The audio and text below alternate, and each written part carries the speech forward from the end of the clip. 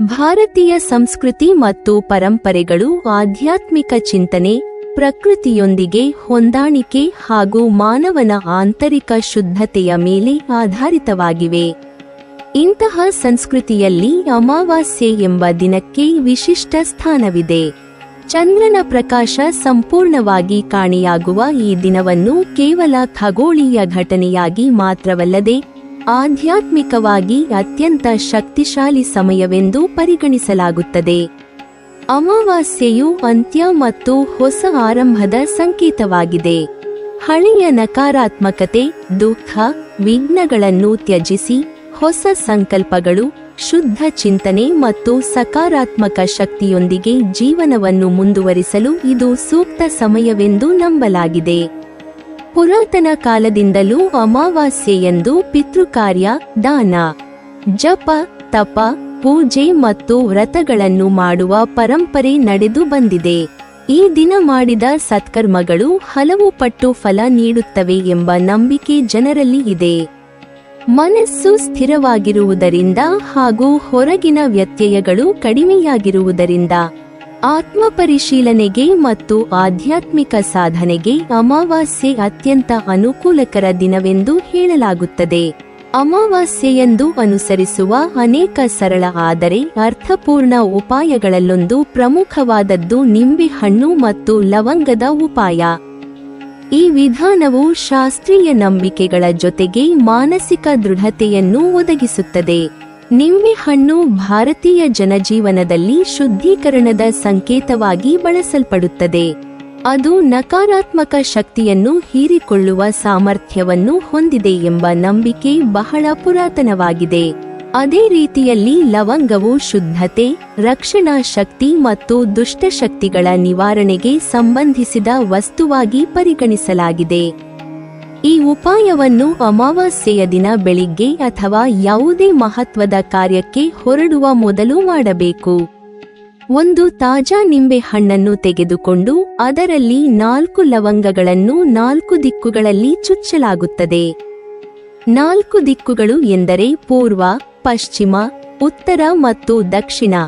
ಇವುಗಳ ಮೂಲಕ ಎಲ್ಲಾ ದಿಕ್ಕುಗಳಿಂದ ಬರುವ ನಕಾರಾತ್ಮಕ ಶಕ್ತಿಗಳನ್ನು ತಡೆಹಿಡಿಯುವ ಸಂಕೇತಾತ್ಮಕ ಅರ್ಥ ಇದರಲ್ಲಿ ಅಡಗಿದೆ. ಈ ಕ್ರಿಯೆಯೇ ವ್ಯಕ್ತಿಗೆ ರಕ್ಷಣಾ ವಲಯ ನಿರ್ಮಾಣವಾಗುತ್ತದೆ ಎಂಬ ಭಾವನೆಯನ್ನು ನೀಡುತ್ತದೆ. ನಂತರ ಆ ನಿಂಬೆ ಹಣ್ಣನ್ನು ಕೈಯಲ್ಲಿ ಹಿಡಿದು ಅಥವಾ ಮುಂದೆ ಇಟ್ಟುಕೊಂಡು ಭಕ್ತಿ ಭಾವದಿಂದ ಓಂ ಶ್ರೀ ಹನುಮತೆ ನಮಃ ಎಂಬ ಮಂತ್ರವನ್ನು 21 ಬಾರಿ ಜಪಿಸಬೇಕು. ಹನುಮಂತನು ಭಾರತೀಯ ಧಾರ್ಮಿಕ ಪರಂಪರೆಯಲ್ಲಿ ಅಪಾರ ಶಕ್ತಿ, ಧೈರ್ಯ, ಬುದ್ಧಿ ಮತ್ತು ಅಚಲ ಭಕ್ತಿಯ ಪ್ರತೀಕನಾಗಿದ್ದಾನೆ. ಅವನನ್ನು ಸ್ಮರಿಸುವುದರಿಂದ ಭಯ ದೂರವಾಗಿ ಆತ್ಮವಿಶ್ವಾಸ ಹೆಚ್ಚಾಗುತ್ತದೆ ಎಂದು ಭಕ್ತರು ನಂಬುತ್ತಾರೆ. ಮಂತ್ರ ಜಪ ಮಾಡುವ ಸಮಯದಲ್ಲಿ ಹೊರಟಿರುವ ಕೆಲಸ ಯಶಸ್ವಿಯಾಗಿ ನೆರವೇರಲಿ, ಯಾವುದೇ ಅಡಚಣೆಗಳು ಎದುರಾಗದಿರಲಿ ಎಂದು ಮನಸ್ಸಾರೆ ಪ್ರಾರ್ಥಿಸುವುದು ಅತ್ಯಂತ ಮುಖ್ಯ. ಮಂತ್ರ ಜಪದ ನಂತರ ಆ ನಿಂಬೆ ಹಣ್ಣನ್ನು ನಿಮ್ಮೊಂದಿಗೆ ಇಟ್ಟುಕೊಂಡು ಕೆಲಸಕ್ಕೆ ಹೊರಡಬೇಕು. ಕೆಲವರು ಅದನ್ನು ಬ್ಯಾಗಿನಲ್ಲಿ, ಪಾಕೆಟ್ನಲ್ಲಿ ಅಥವಾ ವಾಹನದಲ್ಲಿ ಇಟ್ಟುಕೊಳ್ಳುತ್ತಾರೆ. ಇದರಿಂದ ತಮ್ಮ ಸುತ್ತಲೂ ಒಂದು ರಕ್ಷಣಾತ್ಮಕ ಶಕ್ತಿ ವಲಯ ನಿರ್ಮಾಣವಾಗುತ್ತದೆ ಎಂಬ ನಂಬಿಕೆ ಇದೆ. ಈ ಉಪಾಯವು ಕೇವಲ ಹೊರಗಿನ ಶಕ್ತಿಗಳ ಮೇಲೆ ಮಾತ್ರವಲ್ಲದೆ ವ್ಯಕ್ತಿಯ ಮನಸ್ಸಿನ ಮೇಲೆ ಸಹ ಸಕಾರಾತ್ಮಕ ಪರಿಣಾಮ ಬೀರುತ್ತದೆ. ಮನಸ್ಸು ಶಾಂತವಾಗಿದ್ದು ಭರವಸೆಯೊಂದಿಗೆ ಕೆಲಸಕ್ಕೆ ಹೊರಡುವುದರಿಂದ ಕಾರ್ಯಸಾಧನೆ ಹೆಚ್ಚು ಸುಗಮವಾಗುತ್ತದೆ. ಇದಕ್ಕೆ ಜೊತೆಗೆ ನವಿಲುಗರಿಗಳನ್ನು ಇಟ್ಟುಕೊಳ್ಳುವ ಪದ್ಧತಿಯೂ ಹಲವರಲ್ಲಿ ಕಂಡುಬರುತ್ತದೆ. ನವಿಲುಗರಿ ಭಾರತೀಯ ಸಂಸ್ಕೃತಿಯಲ್ಲಿ ಶುಭ, ಸೌಭಾಗ್ಯ ಮತ್ತು ದೇವಿ ಕೃಪೆಯ ಸಂಕೇತವಾಗಿದೆ. ಅದು ಮನಸ್ಸಿಗೆ ಶಾಂತಿ ನೀಡುತ್ತದೆ, ದೃಷ್ಟಿದೋಷವನ್ನು ನಿವಾರಿಸುತ್ತದೆ ಹಾಗೂ ಕಾರ್ಯಕ್ಷೇತ್ರದಲ್ಲಿ ಪ್ರಗತಿಯನ್ನು ತರುತ್ತದೆ ಎಂದು ಜನರು ನಂಬುತ್ತಾರೆ. ನಿಂಬೆ, ಲವಂಗ ಮತ್ತು ನವಿಲುಗರಿ ಈ 3 ಕೂಡಿಕೊಂಡು ವ್ಯಕ್ತಿಗೆ ಆಂತರಿಕ ಧೈರ್ಯ ಮತ್ತು ಭದ್ರತೆಯ ಭಾವನೆಯನ್ನು ನೀಡುತ್ತವೆ. ಈ ರೀತಿಯ ಆಚರಣೆಗಳನ್ನು ಅಂಧನಂಬಿಕೆ ಎಂದು ತಿರಸ್ಕರಿಸುವವರು ಇದ್ದಾರೆ. ಆದರೆ ಇವುಗಳ ಆಂತರಿಕ ಅರ್ಥವನ್ನು ಗಮನಿಸಿದರೆ ಇವು ವ್ಯಕ್ತಿಯ ಮನಸ್ಸನ್ನು ಸಿದ್ಧಪಡಿಸುವ ಮಾನಸಿಕ ಪ್ರಕ್ರಿಯೆಗಳೆಂದು ಹೇಳಬಹುದು. ನಂಬಿಕೆ, ಶ್ರದ್ಧೆ ಮತ್ತು ಸಕಾರಾತ್ಮಕ ಚಿಂತನೆಗಳೊಂದಿಗೆ ಕೆಲಸಕ್ಕೆ ಹೊರಡುವ ವ್ಯಕ್ತಿ ಹೆಚ್ಚು ಆತ್ಮವಿಶ್ವಾಸದಿಂದ ಕಾರ್ಯನಿರ್ವಹಿಸುತ್ತಾನೆ.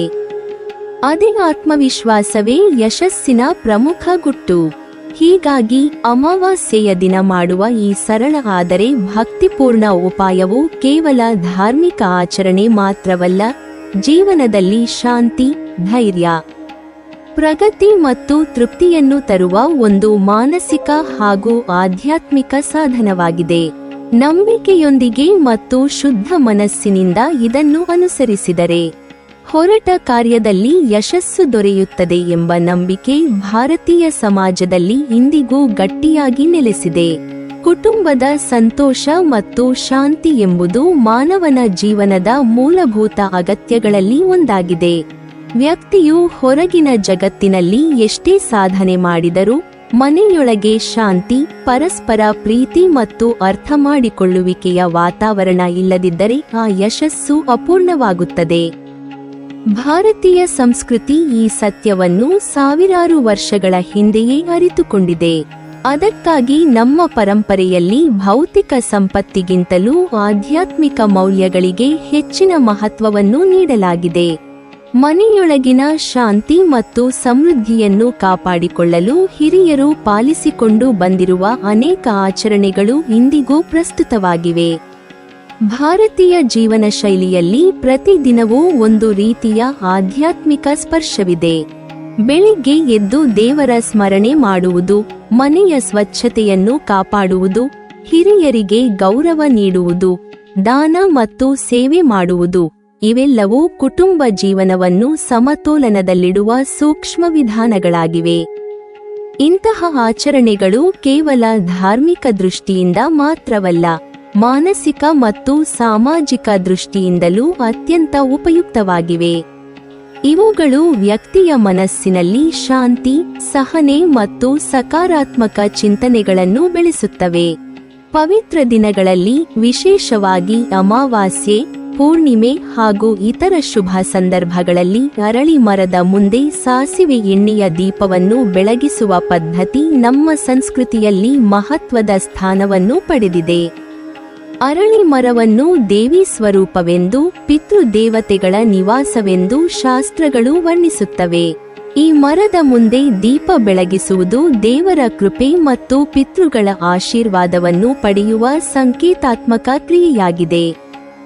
ಸಾಸಿವೆ ಎಣ್ಣೆಯ ದೀಪವು ಪರಿಸರವನ್ನು ಶುದ್ಧಗೊಳಿಸುವುದರ ಜೊತೆಗೆ ಮನಸ್ಸಿನೊಳಗಿನ ನಕಾರಾತ್ಮಕತೆಯನ್ನು ದೂರ ಮಾಡಿ ಸಕಾರಾತ್ಮಕ ಶಕ್ತಿಯನ್ನು ಆಕರ್ಷಿಸುತ್ತದೆ ಎಂಬ ನಂಬಿಕೆಯಿದೆ. ದೀಪ ಬೆಳಗಿಸುವ ಸಮಯದಲ್ಲಿ ಮನಸ್ಸನ್ನು ಸಂಪೂರ್ಣವಾಗಿ ಆ ಕ್ಷಣದ ಮೇಲೆ ಕೇಂದ್ರೀಕರಿಸಿ ಕುಟುಂಬದ ಪ್ರತಿಯೊಬ್ಬ ಸದಸ್ಯನ ಆರೋಗ್ಯ, ಸುಖ ಮತ್ತು ಸಮೃದ್ಧಿಗಾಗಿ ಪ್ರಾರ್ಥಿಸುವುದು ಅತ್ಯಂತ ಮುಖ್ಯವಾಗಿದೆ. ಈ ಪ್ರಾರ್ಥನೆಯು ಕೇವಲ ಮಾತಿನ ಮಟ್ಟಕ್ಕೆ ಸೀಮಿತವಾಗದೆ ಹೃದಯಪೂರ್ವಕ ಭಾವನೆಯಿಂದ ಕೂಡಿರಬೇಕು. ಇಂತಹ ಪ್ರಾರ್ಥನೆಯಿಂದ ವ್ಯಕ್ತಿಯ ಮನಸ್ಸಿಗೆ ಆಂತರಿಕ ಶಾಂತಿ ಲಭಿಸುತ್ತದೆ. ಮನಸ್ಸು ಶಾಂತವಾಗಿದ್ದರೆ ಮನೆಯೊಳಗಿನ ಅಸಮಾಧಾನಗಳು, ಕಲಹಗಳು ಮತ್ತು ಉದ್ವೇಗಗಳು ಸ್ವಯಂವಾಗಿ ಕಡಿಮೆಯಾಗುತ್ತವೆ. ದೀಪ ಬೆಳಗಿಸಿದ ನಂತರ ಕಾಗೆಗೆ ಆಹಾರ ನೀಡುವ ಪದ್ಧತಿ ಕೂಡ ನಮ್ಮ ಸಂಸ್ಕೃತಿಯಲ್ಲಿ ವಿಶೇಷ ಮಹತ್ವವನ್ನು ಹೊಂದಿದೆ. ಕಾಗೆಯನ್ನು ಪಿತೃಗಳ ಪ್ರತೀಕವೆಂದು ಪರಿಗಣಿಸಲಾಗುತ್ತದೆ. ಅವರಿಗೆ ಆಹಾರ ನೀಡುವುದರಿಂದ ಪಿತೃದೇವತೆಗಳು ಸಂತುಷ್ಟರಾಗುತ್ತಾರೆ ಮತ್ತು ಅವರ ಆಶೀರ್ವಾದ ಕುಟುಂಬದ ಮೇಲೆ ಬೀಳುತ್ತದೆ ಎಂಬ ನಂಬಿಕೆಯಿದೆ. ಈ ಆಚರಣೆ ಮಾನವನೊಳಗೆ ಕರುಣೆ, ದಾನಶೀಲತೆ ಮತ್ತು ಸಹಾನುಭೂತಿಯ ಗುಣಗಳನ್ನು ಬೆಳೆಸುತ್ತದೆ. ಇತರ ಜೀವಿಗಳ ಹಸಿವನ್ನು ತಣಿಸುವ ಮೂಲಕ ನಾವು ಮಾನವೀಯತೆಯ ಮೌಲ್ಯವನ್ನು ಅರಿತುಕೊಳ್ಳುತ್ತೇವೆ. ಇದಲ್ಲದೆ ಮನೆಯ ಶುದ್ಧತೆ ಮತ್ತು ಶಾಂತಿಗಾಗಿ ಉಪ್ಪು ಮಿಶ್ರಿತ ನೀರಿನಿಂದ ಮನೆಯನ್ನು ಒರೆಸುವ ಪದ್ಧತಿಯೂ ಬಹಳ ಪ್ರಸಿದ್ಧವಾಗಿದೆ.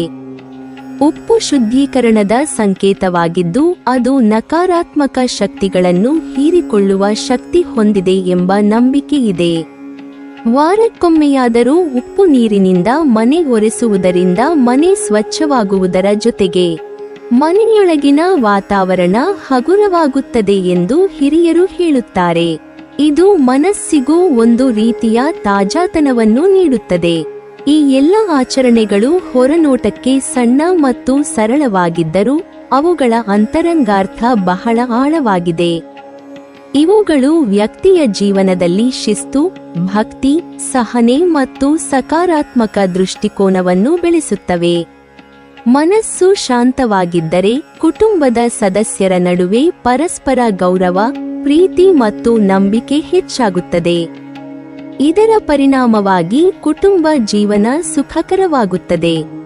ಸಾರಾಂಶವಾಗಿ ಹೇಳುವುದಾದರೆ, ಕುಟುಂಬದ ಸಂತೋಷ ಮತ್ತು ಶಾಂತಿಯನ್ನು ಕಾಪಾಡಿಕೊಳ್ಳಲು ದೊಡ್ಡ ದೊಡ್ಡ ಯಜ್ಞಗಳು ಅಥವಾ ದುಬಾರಿ ಆಚರಣೆಗಳ ಅವಶ್ಯಕತೆಯಿಲ್ಲ. ನಮ್ಮ ಹಿರಿಯರು ತಿಳಿಸಿದ ಈ ರೀತಿಯ ಸರಳ ಆಧ್ಯಾತ್ಮಿಕ ಆಚರಣೆಗಳನ್ನು ನಿತ್ಯ ಜೀವನದಲ್ಲಿ ಅಳವಡಿಸಿಕೊಂಡರೆ ಸಾಕು. ಇವುಗಳು ನಮ್ಮ ಮನಸ್ಸನ್ನು ಶುದ್ಧಗೊಳಿಸಿ ಮನೆಯೊಳಗೆ ಸಕಾರಾತ್ಮಕ ಶಕ್ತಿಯನ್ನು ಹರಡುತ್ತವೆ. ಹೀಗಾಗಿ ಈ ಪರಂಪರೆಗಳನ್ನು ಗೌರವದಿಂದ ಅನುಸರಿಸುವುದರಿಂದ ಕುಟುಂಬದ ಜೀವನದಲ್ಲಿ ದೀರ್ಘಕಾಲದ ಸಂತೋಷ, ಶಾಂತಿ ಮತ್ತು ಸಮೃದ್ಧಿ ನೆಲೆಸುತ್ತದೆ ಎಂಬ ನಂಬಿಕೆ ನಮ್ಮ ಸಂಸ್ಕೃತಿಯಲ್ಲಿ ಗಾಢವಾಗಿ ಬೆಳೆದಿದೆ. ನೀವಿನ್ನೂ ನಮ್ಮ ಚಾನೆಲ್ ಅನ್ನು ಸಬ್ಸ್ಕ್ರೈಬ್ ಮಾಡಿಲ್ವಾ? ಹಾಗಾದರೆ ಈ ಕೂಡಲೇ ನಮ್ಮ ಇಂದ್ರಜಾಲ ಚಾನೆಲ್ ಅನ್ನು ಸಬ್ಸ್ಕ್ರೈಬ್ ಮಾಡಿ ಮತ್ತು ಪಕ್ಕದಲ್ಲಿರುವ ಬೆಲ್ ಐಕಾನ್ ಅನ್ನು ಕ್ಲಿಕ್ ಮಾಡಿದರೆ ನಮ್ಮ ಹೊಸ ವಿಡಿಯೋಗಳನ್ನು ನೀವು ನೋಡಬಹುದು.